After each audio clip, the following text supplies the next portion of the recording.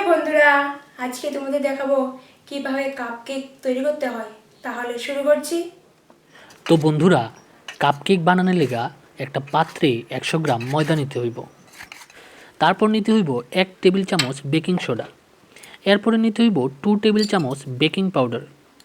এবার আমার এই কাপকেকটারে মিষ্টি বানানোর লেগা আমি 50 গ্রামের মতো চিনি নিলাম। তোমরা চাইলে চিনির পরিমাণটা কম বেশি করে নিতে পারো।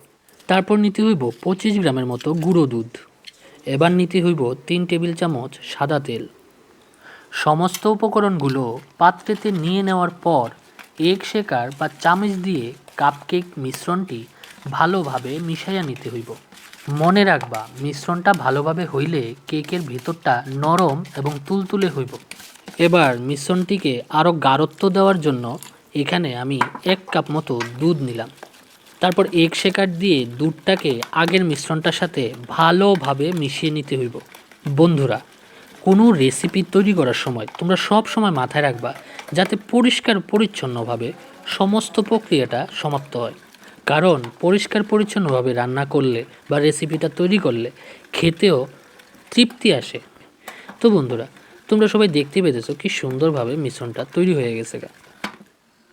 কেকটারে আরও সুস্বাদু বানানোর লেগা আমি এর মধ্যে কিছু বাদাম এবং কাজু বাদাম দিয়া আবার মিশ্রণটারে আরও ভালোভাবে নাড়াইয়া নিলাম। তো কেকের মিশ্রণটা সম্পূর্ণভাবে তৈরি হয়ে যাওয়ার পর এবার হইল সব থেকে বড় কাজ। আর বড় কাজটা হইল 1 টাইম চায়ের কাপে ওই মিশ্রণটা অর্ধেক মতো ভর্তি করতে হইব। তো বন্ধুরা, তোমার কাছে যদি 1 টাইম কাপ না থাকে তাহলে তোমরা বাড়িঘরের সাধারণ কাপগুলো এখানে ব্যবহার করতে পারো। তো আমি যেহেতু 5টা কাপকেক তৈরি করব, তাই 5টা কাপেই অর্ধেক মতো ওই মিশ্রণটা নিয়ে নিলাম। এবার কাপকেকের উপরটা সুন্দর মতো ডিজাইন আসার লেগা আমি এর মধ্যে কিছু বাদাম এবং কাজু বাদামের গুঁড়া উপর দিয়ে সাজাইয়া দিয়ে দিলাম। এবার ওভেনে একটা ননস্টিকি কড়াইয়ের উপর একটা স্টিলের প্লেট দিয়া তার উপরে কাপকেকগুলো সাজাইয়া দেওয়া দিতে হইব। তোমরা দেখতে পেতেছো প্লেটটার উপরে কাপকেকগুলো আমি কি সুন্দরভাবে সাজাইয়া দিয়ে দিছি। তো এবার হইল মূল কাজ। আর মূল কাজটা হইল কাপকেকগুলারে ভালোভাবে ঢাকনা দিয়ে রাখতে হইব 8 ঘন্টার মতো। তো 8 ঘন্টা কমপ্লিট হওয়ার পর আমি এবার একটা সরু কাঠি দিয়া কেকগুলো হইছে কি না তা একবার চেক করে নিতেছি। এই দেখতে পেতেছো বন্ধুরা, এখনও মোটামুটি 1-2টা কেক এখনও কমপ্লিট হয়ে উঠছে না। তার জন্য আমি আরও 5 মিনিট মতো কেকগুলোরে ওভেনে রাখা দেবো। টাডা!